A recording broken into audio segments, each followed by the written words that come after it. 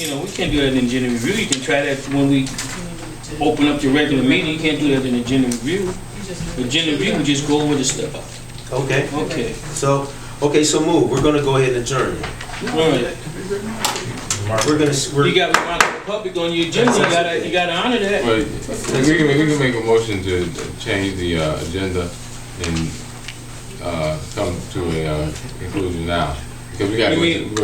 Well, we ran over. Right. Let's let the Republic respond to this. We're going to in the council meeting. Let's go ahead and end this one. So I make a motion that we amend the agenda to bring this meeting to a close. No. Do that. You got this on the agenda. I'm opposed to that, Mr. Chairman. You put this on your agenda. Let the Republic respond to this. Don't be afraid. You can set it like 5 to 10 minutes, but let them respond.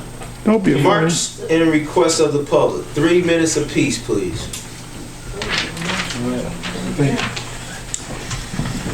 I'm going to be quick, fast, and hurry. Mr. Finance Director, The mayor's I make a motion that's 2 minutes.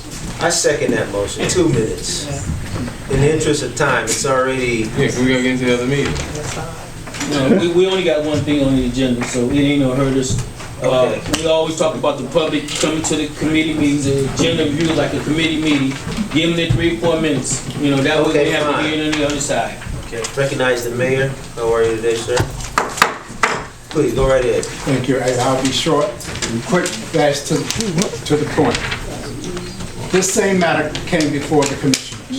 As the the finance director has so eloquently stated that, and to one of the council members sat there and told them that you cannot enter into any contract or spend any money or deviate from the plan that's already in place.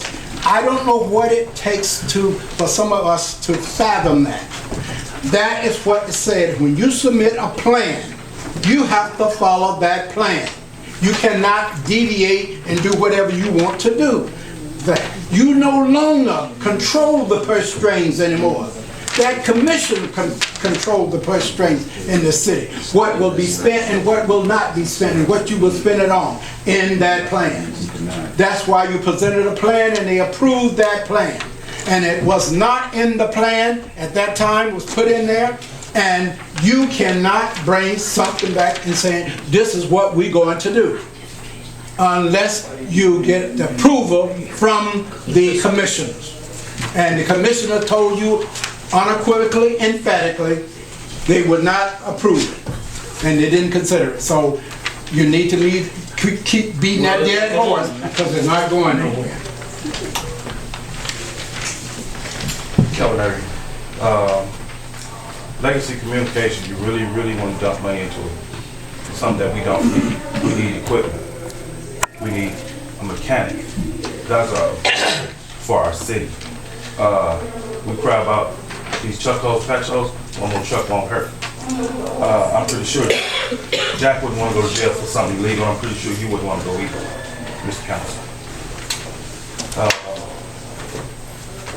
Shouldn't be playing games with money that you don't even have to use. It's a game. Stop. We already not a game, We already sir. see it. I'll wait till the next one. Charles on 15808 Terrace Road. You know, I've been hearing things today that it's just like Excuse a me, round. can you move your hand? Move your hand. Okay. Yeah, you said that. What I'm saying is, what you talking about?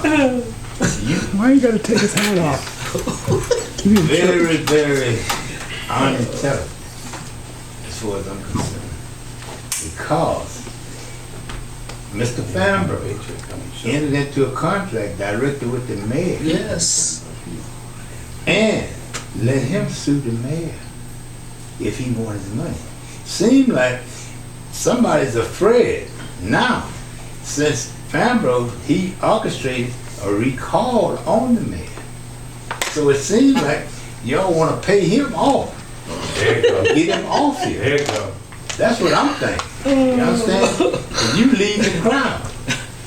You understand? But I don't think it's gonna happen. See?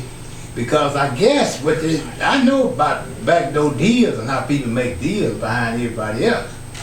Because if he get the contract, then he gonna no longer support the recall.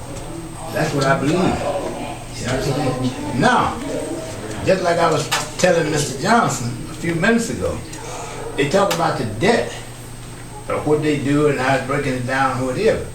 Sometimes no money be paying off the debt, but you can do certain work with the paperwork to make it look like the debt's going down, but it don't have to be. It could be increasing, but make the public think that it's going down. You understand? Somebody here have a little bit of brain. I got a little bit. I ain't got much, but I got a little bit. And I know how these things work. So I don't know why you up here hooping and hollering about legacy. Number one, any of people here from the school board, they got their own channel. Why in the heck can't they use their own channel? They don't have to worry about y'all if they want to televise this. Don't they have their own channel? Or do y'all know that? Or do they know it? They don't have to come to you all for this. They can do it on their own. I don't know why they don't. All they gotta do is go down there and talk to those people down there. They have their own channel to hook up. It ain't cost the city nothing. So y'all just wanna spend money to the legacy. It's sad that y'all do stoop that low. And think we that stupid. Thank you. Thank you. Hello, council, residents, clerk of council. Thanks. My name is Devin Branch, resident of East Cleveland. I came in at the tail end of this, and again, somewhat challenged by some of the comments that I heard.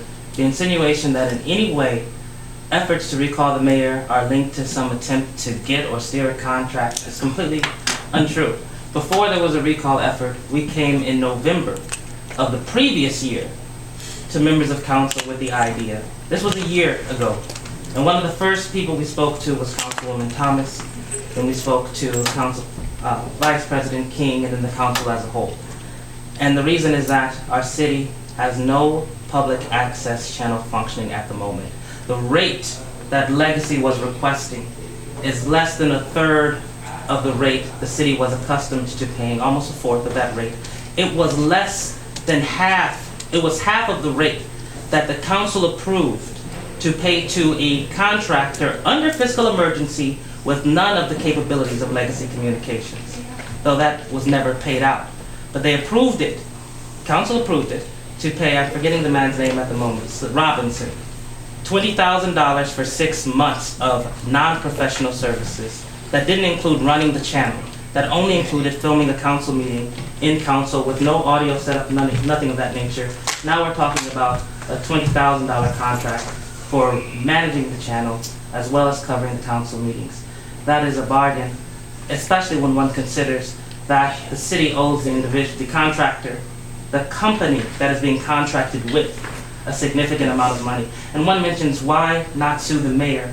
The mayor was functioning in his capacity as chief contracting agent of the city. He did not contract on behalf of himself, but on behalf of the office and the city of East Cleveland.